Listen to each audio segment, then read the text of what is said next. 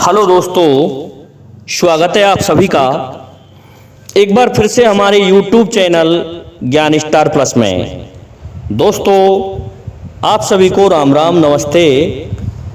दोस्तों, आज हमने आपके लिए कमेंट चुना है श्रीमान शकुंतला दनगस का। और दोस्तों, ये लिखते हैं कि 9 मास गर्भ में रखो, आदो आदो लाला तो दोनों बहनों ने जायो रे।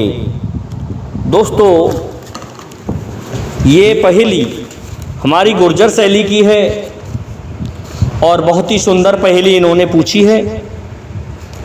दोस्तों, इसका उत्तर जानने से पहले मैं आप सभी से निवेदन करना चाहता हूं कि जिन भाइयों ने अब तक हमारा चैनल सब्सक्राइब नहीं किया है तो वे हमारे चैनल को सब्सक्राइब जरूर कर दें, साथ ही बेल आइकन को भी प्रेस कर दें, जिससे कि आने वाले वीडियो का नोटिफिकेशन आपको मिलता रहे।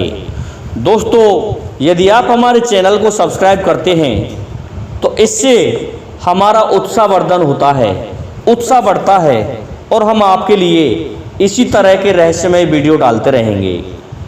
दोस्तों, मैं आपका अधिक समय नहीं लेना चाहता, परंतु एक सूचना जरूर देना चाहता हूं कि यदि आप देहाती किस्से कहानियां सुनना चाहते हैं तो हमारा एक चैनल है जिसका नाम है आत्मा परमात्मा ज्ञान बोध।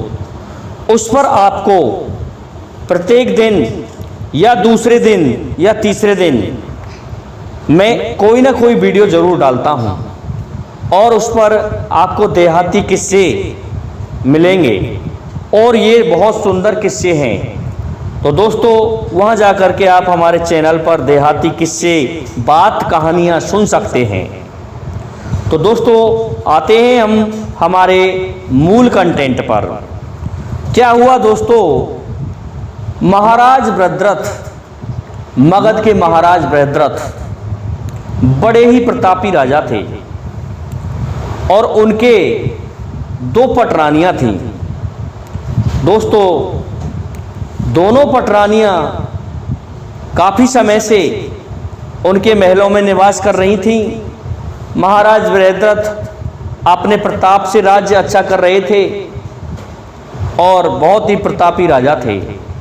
लेकिन क्या हुआ दोस्तों, महाराज बृहद्रथ की आयु धीरे धीरे बढ़ती गई और उन्हें कोई संतान पैदा नहीं हुई।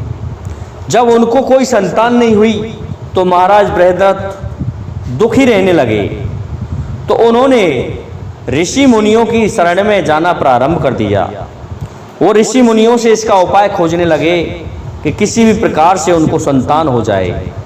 लेकिन दोस्तों, कोई भी उपाय सफल नहीं निकला।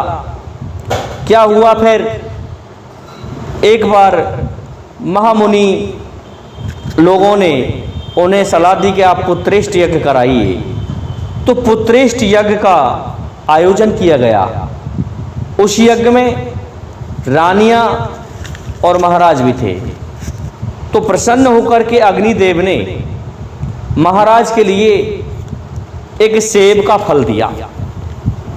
दोस्तों, सेब के फल को लेकर के महाराज आ जाते हैं घर को और रात्रि के समय संध्या बंदन से पहले अपनी दोनों पटरानियों में से बड़ी पटरानी को वो सेब का फल महाराज बृहद्रथ ने दे दिया।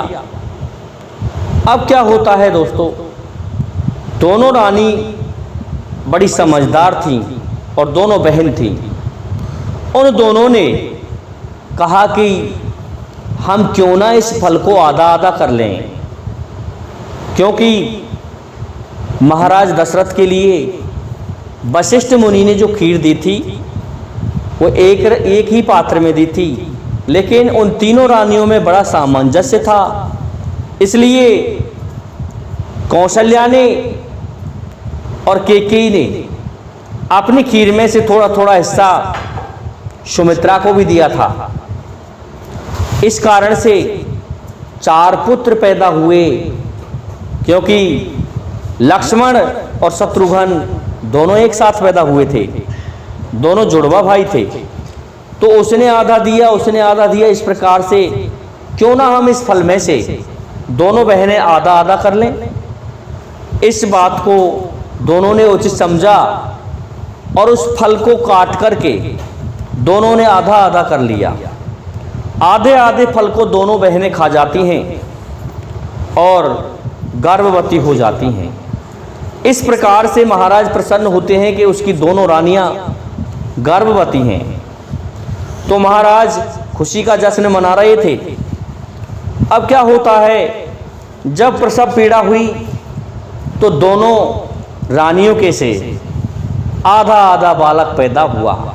ऐसे समझो बालक को किसी ने तलवार से दो हिस्सों में विभाजित कर दिया हो।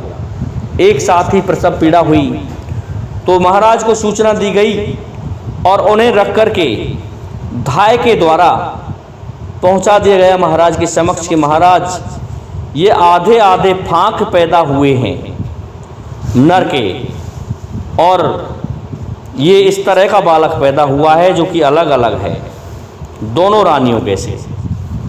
तो महाराज कहने लगे ये तो लोथड़ा टाइप है, इनका क्या मतलब है, इन्हें ले जाओ और कहीं जंगल में फेंक दो। तो महाराज के आदेशानुसार उन दोनों फांकों को अर्थात उन दोनों हिस्सों को जो कि अलग अलग रानियों से पैदा हुए थे फिकवा दिया गया जंगल में।